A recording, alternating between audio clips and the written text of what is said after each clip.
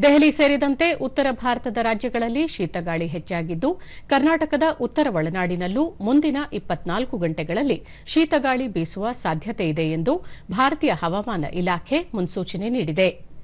ದೆಹಲಿಯ ಕೆಲವೆಡೆ ಇಂದು ಬೆಳಗ್ಗೆ ಮಳೆಯಾಗಿದೆ. ಬಿಹಾರದಲ್ಲಿ ನಾಳೆಯವರೆಗೆ ಅತಿ ದಟ್ಟವಾದ ಮಂಜು ಕೈಯುವ ಸಾಧ್ಯತೆಯಿರುವುದರಿಂದ ಭಾರತೀಯ ಹವಾಮಾನ ಇಲಾಖೆಯು ಆರೆಂಜ್ ಅಲರ್ಟ್ ಘೋಷಿಸಿದೆ. ತಮಿಳುನಾಡು, ಪುದುಚೇರಿ ಮತ್ತು ಕರೈಕಲ್ನಲ್ಲಿ ನಾಳೆಯವರೆಗೆ ಗುಡುಗು ಮಿಂಚು ಸಹಿತ ಭಾರೀ ಮಳೆಯಾಗುವ ಮುನ್ಸೂಚನೆ ಇರುವುದರಿಂದ ಆರೆಂಜ್ ಅಲರ್ಟ್ ಘೋಷಿಸಿದೆ.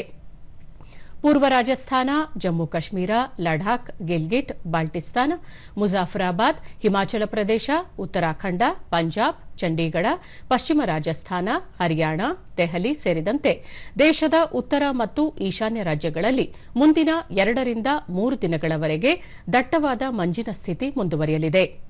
ಹಿಮಾಚಲ ಪ್ರದೇಶ, ಪಂಜಾಬ್, ಚಂಡೀಗಢ, ಹರಿಯಾಣ, ರಾಜಸ್ಥಾನ, ದೆಹಲಿ, ಪೂರ್ವ ಮಧ್ಯಪ್ರದೇಶ, ಛತ್ತೀಸ್ಗಢ, ಜಾರ್ಖಂಡ್, ಒಡಿಶಾ ಮತ್ತು ಕರ್ನಾಟಕದ ಉತ್ತರ ಒಳನಾಡಿನಲ್ಲಿ ಶೀತಗಾಳಿ ಬೀಸುವ ಸಂಭವವಿದೆ.